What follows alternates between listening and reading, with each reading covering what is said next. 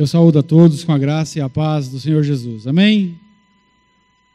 Para nós é um motivo de alegria estar aqui nessa noite e poder adorar ao Senhor. Saber que nós fomos libertos e temos o grande privilégio de poder adorar a esse Deus. Sem demora, eu quero que você abra a tua Bíblia na primeira carta do apóstolo Paulo aos Coríntios. Primeira aos Coríntios, capítulo de número 5, apenas o versículo de número 7. 1 Coríntios 5, 7.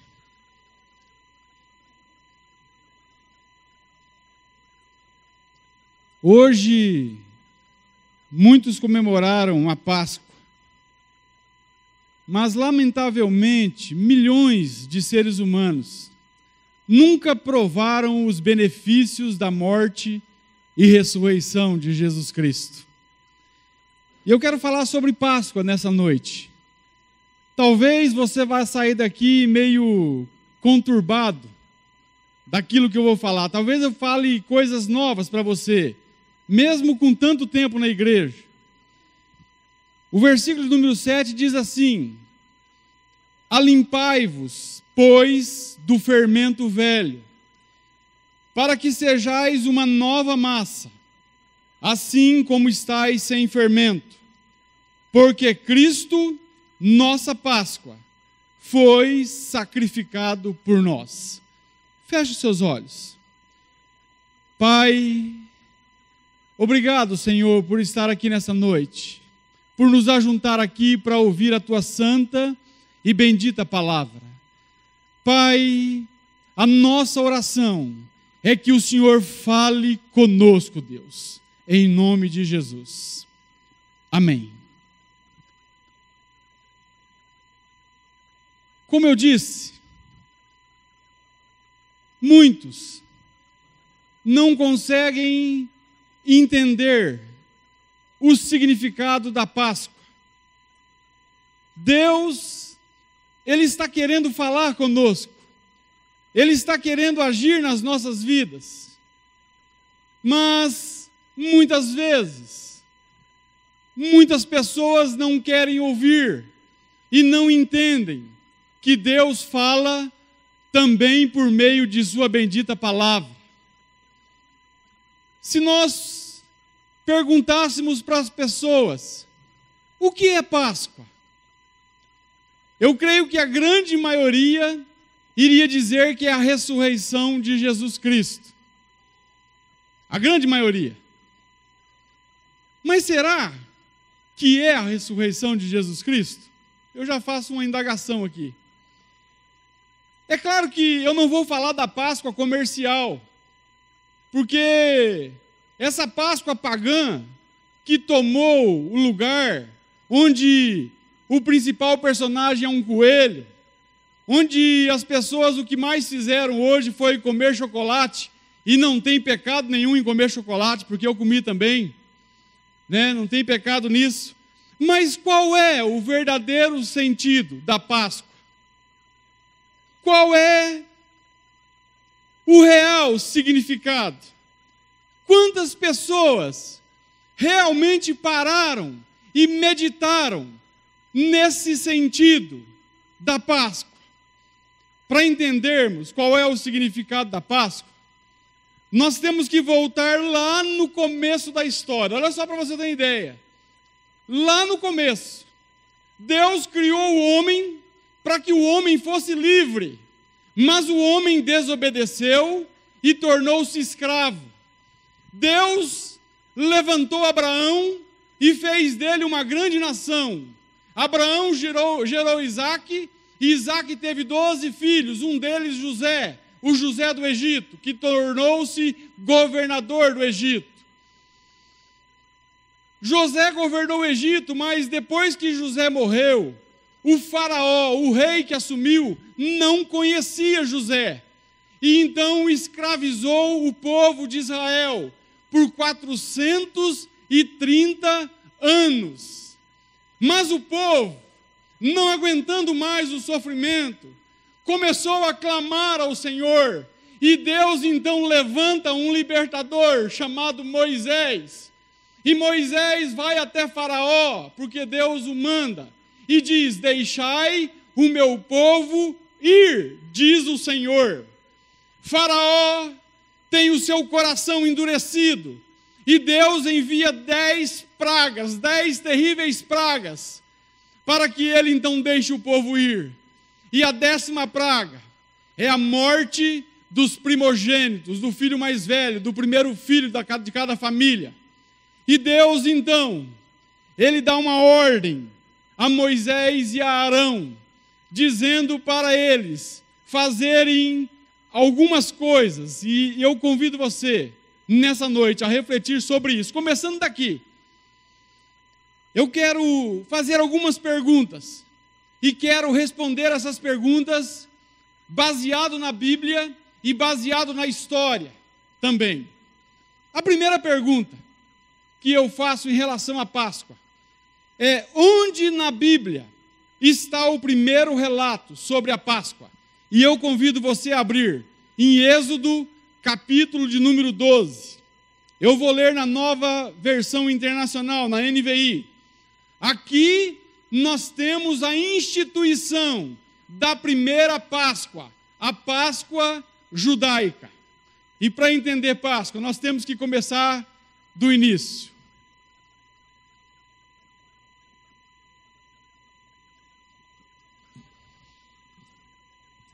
Êxodo 12, versículos 1 ao 3. Eu vou falando os versículos, vou pulando. Preste muita atenção nisso aqui. Diz assim: o Senhor disse a Moisés e a Arão no Egito: este deverá ser o primeiro mês do ano para vocês.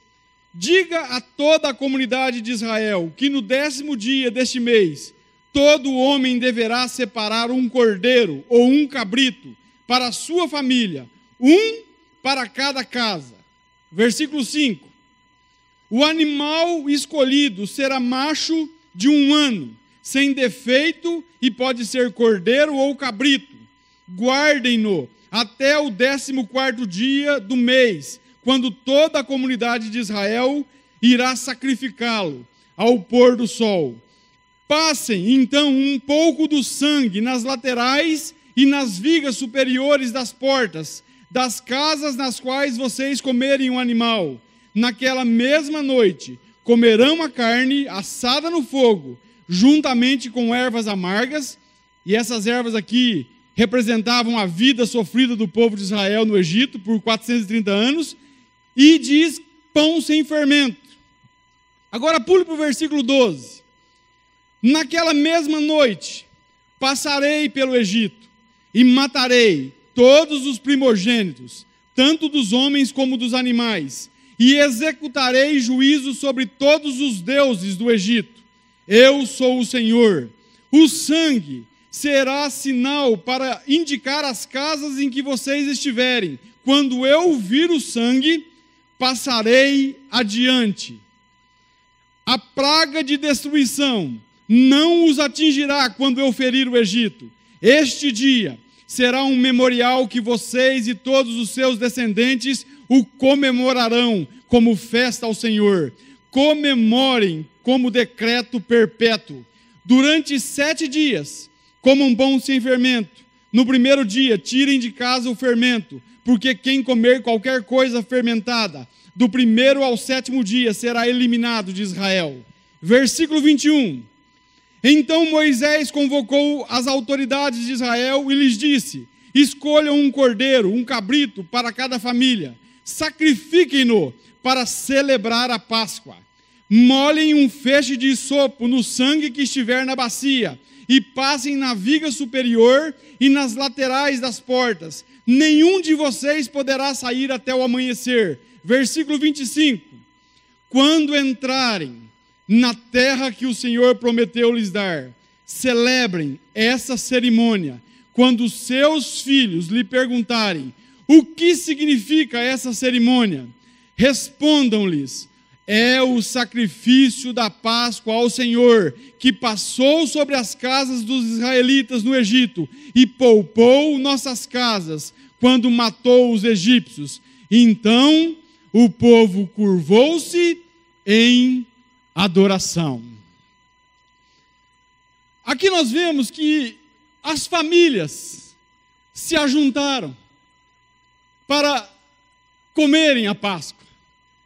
As famílias, elas precisavam estar debaixo do sangue daquele cordeiro. A família toda, ela precisava celebrar aquele ato como um memorial eterno ao Senhor. A família, ela tinha a obrigação de ensinar os filhos, como o pastor Juliano disse aqui. Era ao pai que tinha sido dado a responsabilidade de passar para o filho o ensinamento do que ele deveria fazer. A família toda, ela adorava ao Senhor, junta, mostrando que Deus fora fiel com eles e libertou eles do Egito e também os livrou da morte de seus filhos, de seus primeiros filhos. A Páscoa judaica é cheia de significados. É uma festa pedagógica, espiritual, de adoração. Mas eu não quero falar sobre a Páscoa judaica, apesar de ter chegado até aqui falando dela. A segunda pergunta que eu faço sobre a Páscoa é: o que é esta Páscoa? Essa festa judaica tem a ver conosco, com os cristãos hoje. Preste muita atenção, para você entender o cumprimento da Páscoa judaica por Jesus Cristo. O Velho Testamento, ele aponta para Jesus. A Bíblia toda é cristocêntrica. Ela aponta para o Cordeiro de Deus que tira o pecado do mundo. Lá no Egito, tudo era sombra de uma realidade que Cristo efetuou um dia, num sacrifício uma vez por todas. O Egito, ele tinha a sua representação, aquele cordeirinho, entenda uma coisa, sem mancha, sem defeito, ele representava Jesus Cristo, o Cordeiro de Deus, o cordeirinho que era morto para que o seu sangue fosse passado nos umbrais, nos portais das portas, representava Cristo. O termo Páscoa vem do hebraico, que diz Pessah. E aí eu tomei uma aula do Ricardo, como dizia isso aqui, né? Ricardo diz que é igual carioca, é Pessah. Então, o que significa esse Pessah? É passar adiante, passar poupando, passar livrando. Quando Deus, ele via o sangue nos umbrais das portas da casa, Deus, através do anjo destruidor, ele passava, ele não matava os filhos dos hebreus, mas aonde não tinha o sangue, todo o primeiro filho morreu. Eu fico pensando na tristeza dos egípcios de ter a morte do seu filho, enquanto que os hebreus, eles foram livres dessa morte. Agora, o que isso tem a ver conosco? Entenda uma coisa, lá no Egito, pesava uma sentença de morte sobre os primogênitos. Hoje, pesa uma sentença de morte e condenação para os desobedientes. Pesa uma sentença de juízo sobre todo aquele que não vive em obediência a Deus. É uma sentença, porque o salário do pecado é a morte. Agora, entenda uma coisa, assim como Deus poupou o seu povo da antiga aliança no Egito. Deus, Ele poupa o seu povo da nova aliança hoje. Aqueles que Deus escolhera antes da fundação do mundo, aqueles que se arrependem de seus pecados, aqueles que provam tão grande livramento e salvação. Por que Jesus morreu? Ele morreu para arrancar de nós todo o fermento velho e fazer de nós uma massa nova. Jesus morreu e foi sacrificado por causa dos nossos pecados.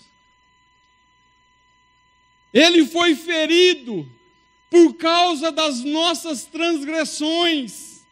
Ele foi preço de redenção para que eu e você pudéssemos ter vida eterna. Entenda uma coisa: agradou ao Senhor moê-lo ao ressuscitar Jesus. Deus, era como se Ele estivesse dizendo: o sacrifício foi perfeito, eu estou satisfeito, é válido. Agora, todos aqueles, quantos olham para a cruz, todos aqueles que reconhecem que Jesus morreu pelos seus pecados, todos aqueles que vão a Jesus e se entregam a Ele e pedem perdão pelos seus pecados, eles são livres da morte eterna e começam a viver em novidade de vida. Passaram da morte para a vida. A sentença já não pesa mais para quem obedece a Deus, mas pesa sobre o desobediente.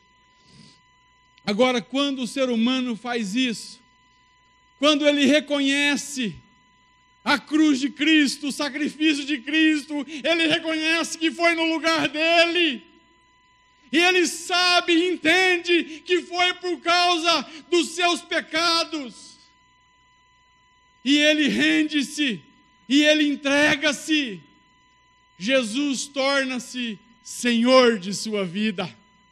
Senhor de sua vida. Nós somos poupados. O sangue de Jesus nos purifica de todo pecado.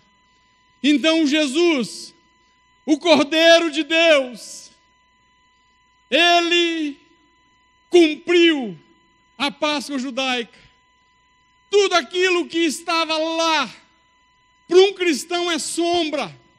O judeu ainda continua, e é coerente muitas vezes, porque eles foram livres do Egito e tiveram a vida dos seus filhos poupadas. Mas um cristão, ele tem isso em cumprimento em Cristo. Em Cristo. Terceira pergunta. E hoje, nós cristãos devemos comemorar a festa anual da Páscoa?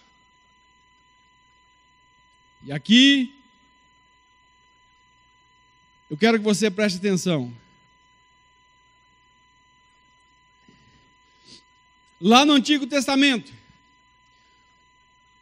o judeu, ele comemorava uma vez por ano. Tinha uma festa de 7 dias. Era um memorial eterno perante o Senhor, em obediência a Deus. No Novo Testamento, não existe nenhuma ordem para fazermos festa num dia determinado do ano. Jesus nunca pediu para comemorarmos a sua ressurreição. Isso choca, né? Aí você levou um baque. A festa anual da Páscoa foi estabelecida no Concílio de Nicéia, 325 anos depois de Cristo, pela Igreja Católica, depois de Constantino e na criação, depois da criação da Igreja Católica. Outra coisa, foi a Igreja Católica que criou essa festa anual, com quarta-feira de cinzas, com quaresma, com Semana Santa, com Sexta-feira da Paixão. Para nós não tem Semana Santa. Todas as semanas são santas. Todo dia é santo. Outra coisa, se eu perguntasse o que é Páscoa, as pessoas vão falar, é a ressurreição de Cristo. É claro que a ressurreição está na obra, mas Páscoa é muito mais do que ressurreição. Páscoa é o todo, é a obra de Cristo. Páscoa é uma pessoa, é Cristo Jesus. Não é a ressurreição dele, é a sua vida, é a sua morte, é a sua ressurreição, é a sua ascensão, é toda a vida de Jesus Cristo. Então, agora, nada contra, né? Muitas vezes você guarda esse dia aí, né, e faz para o Senhor, amém. Mas você tem que entender que na Bíblia não tem nenhum lugar falando para fazer isso. O Augusto Nicodemos, ele disse assim, o que nós vamos fazer então? Sabendo que não tem um dia. Ele disse, nós podemos fazer 3 coisas. Primeiro, rejeitá-las completamente por causa dos erros, equívocos, superstições e mercantilismo que contaminaram a ocasião, aí no caso da Páscoa pagã.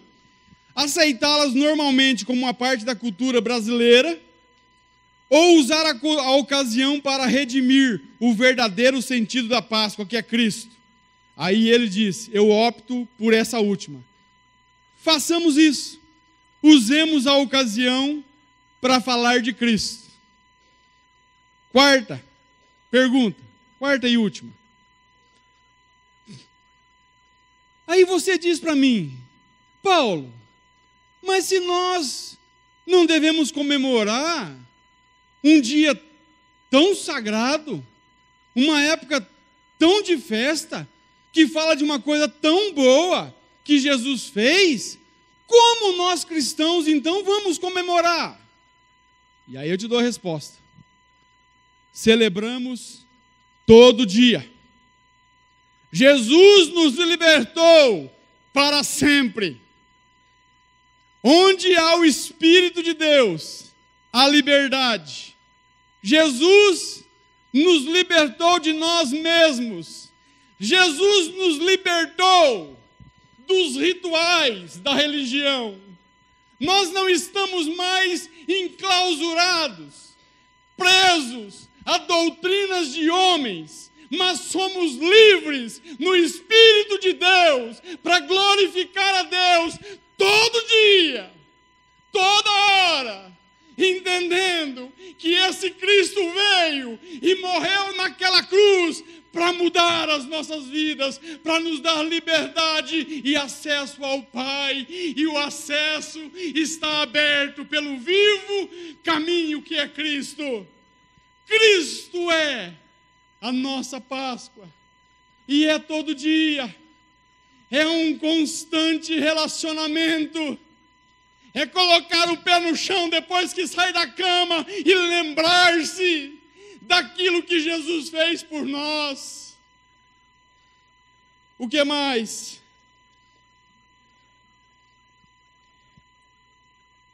A verdadeira vida cristã é uma festa. O apóstolo Paulo diz isso. Então façamos festa, mas façamos festa todo dia. No nosso interior, mesmo que o exterior se corrompa, mesmo que haja lutas, haja adversidades, há festa dentro de nós todo dia.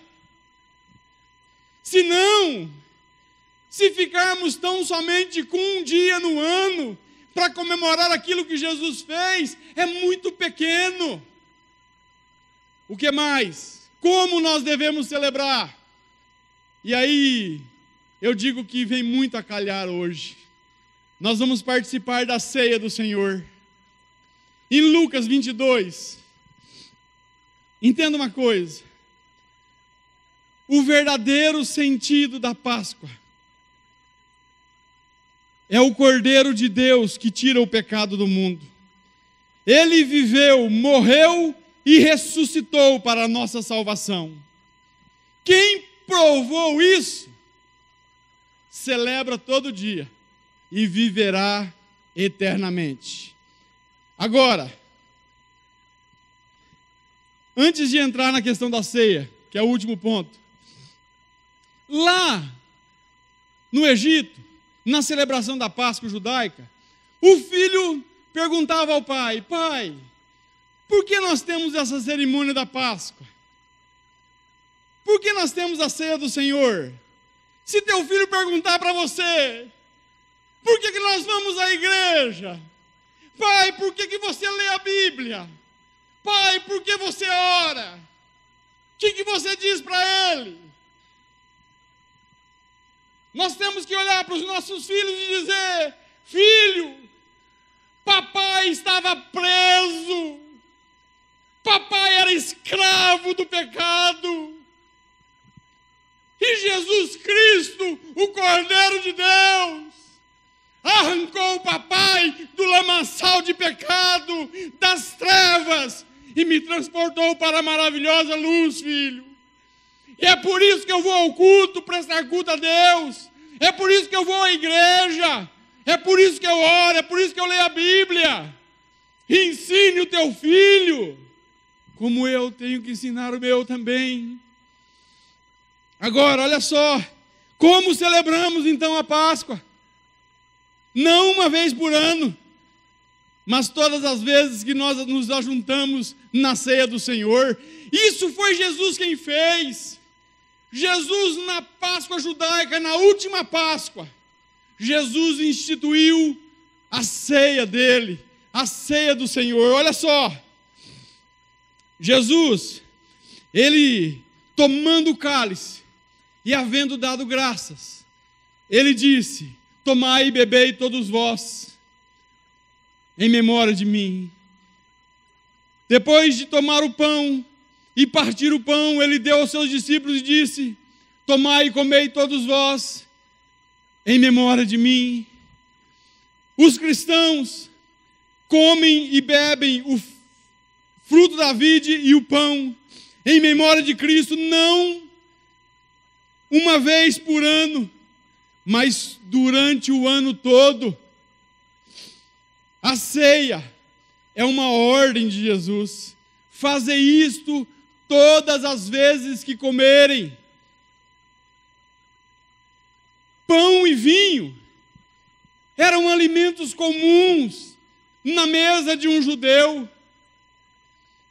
Era para eles fazerem isso todas as vezes que eles comiam. É claro que com o crescimento da igreja, começou a fazer diferente por causa do número de pessoas. Mas era para eles lembrarem todas as vezes que eles comiam.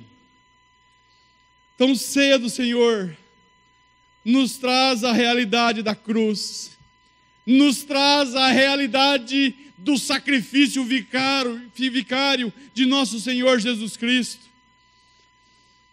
O vinho, fruto da vide, simboliza o sangue de Jesus vertido por nós.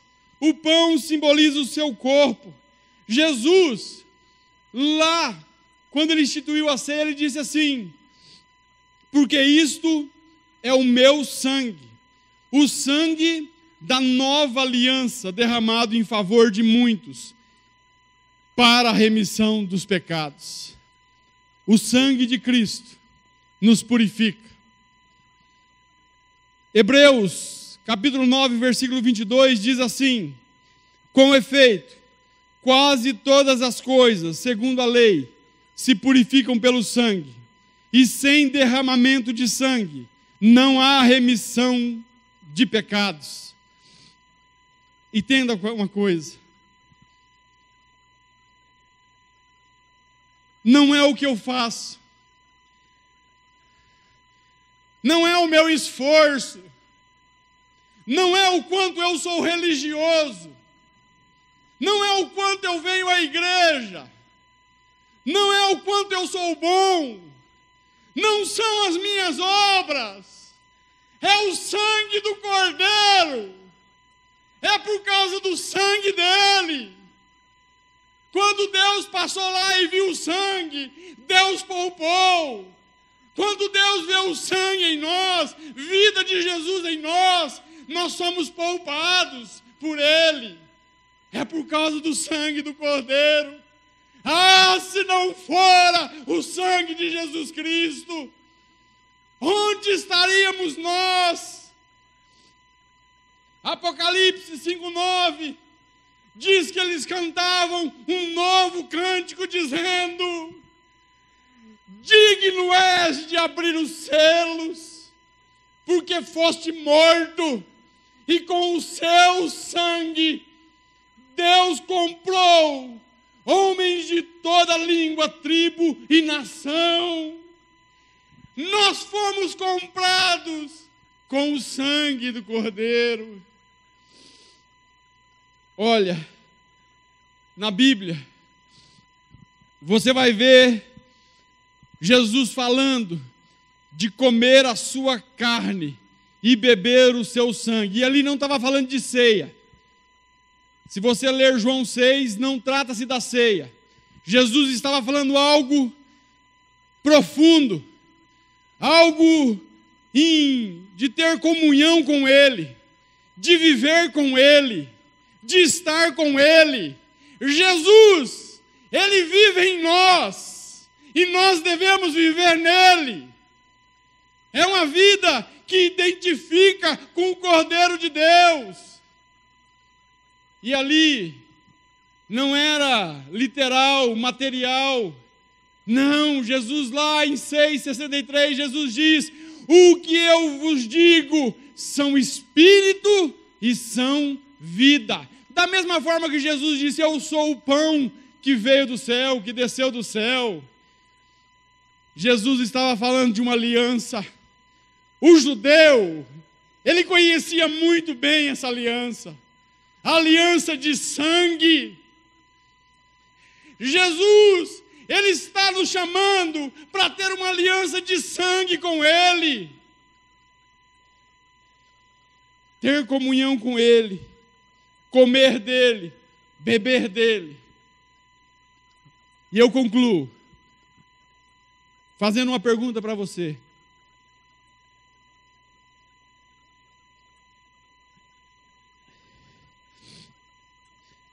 Você já fez essa aliança? Essa aliança de vida eterna com Cristo? Essa aliança te dará vida nova, te dará capacitação para obedecer a Deus. Lembre-se que Deus é amor, mas Deus também é justiça. A mesma mão que livrou os filhos dos judeus lá no Egito, feriu e matou o filho dos egípcios. Não brinque com Deus. Horrenda coisa é cair nas mãos do Deus vivo. Deus é amor, mas Ele também é fogo consumidor.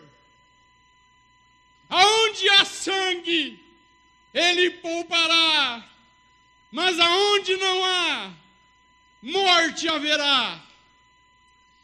Você fez essa aliança de sangue, de vida eterna com Deus? Não pense que o que nos faz diferentes é porque nós somos evangélicos. O que nos faz diferentes é porque muitas vezes nós conhecemos a Bíblia. Não é isso. O que nos faz diferentes é o sangue do Cordeiro. O que faz com que nós temos vida eterna não está em nós, propriamente dito, mas é o sangue de Jesus Cristo que nos dá isso. É o sangue do Cordeiro. Você já fez essa aliança? Eu quero convidar você para fechar os seus olhos e meditar nisso. Medite um pouco nisso. Eu já vou encerrar, mas eu quero que você pense um pouco, reflita sobre isso que eu estou falando.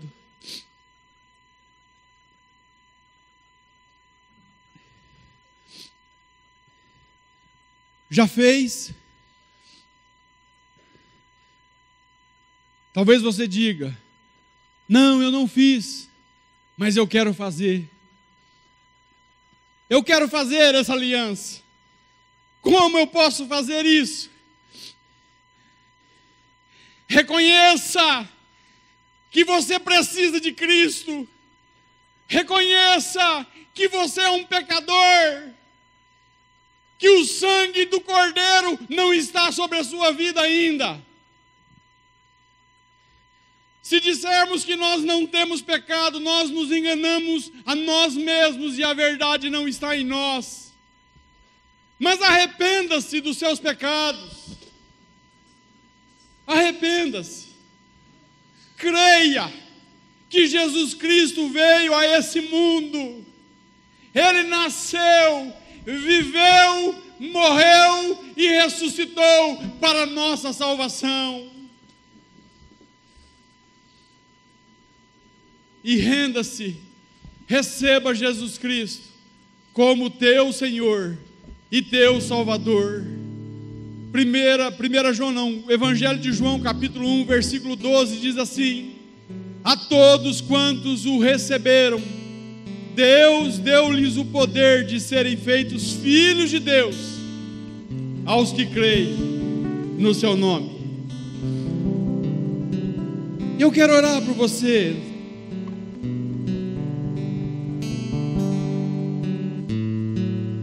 Talvez você está aqui e você não tem certeza de sua salvação, mas quer fazer essa aliança hoje, aí mesmo no teu lugar, onde você está. Se você não tem certeza de sua salvação, mas quer sair daqui essa noite, tendo o sangue de Jesus sobre a sua vida, levante uma de suas mãos, eu quero orar por você. Há alguém? Amém. Há mais alguém? Existe mais alguém? Há mais alguém? Eu não vou ficar aqui. Jesus não é uma mercadoria barata. Mas eu quero orar para encerrar. Vamos orar. Feche os seus olhos. Pai, obrigado, Senhor, por tão grande salvação. Obrigado, Senhor, porque Cristo é a nossa Páscoa. A vida de Jesus, toda ela, toda a sua obra, a encarnação do Verbo, a vida dele, o seu sacrifício perfeito na cruz do Calvário, a sua morte e a sua ressurreição, nos dá vida eterna. Pai, alcança vidas que estão aqui nessa noite, perdoa pecados aqui nessa noite, Pai.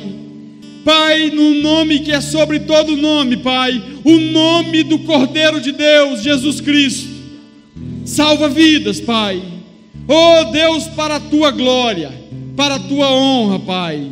Oh Deus, que o teu nome seja glorificado, Pai. E nós, Pai, te agradecemos, Pai, porque não é as nossas obras, oh Pai, não é o que nós fazemos, Pai, de nós mesmos, mas é o sangue do teu Filho, Pai, que está sobre as nossas vidas, Pai, porque Ele morreu e ressuscitou para a nossa salvação. Pai, muito obrigado, no nome santo de Jesus. Amém.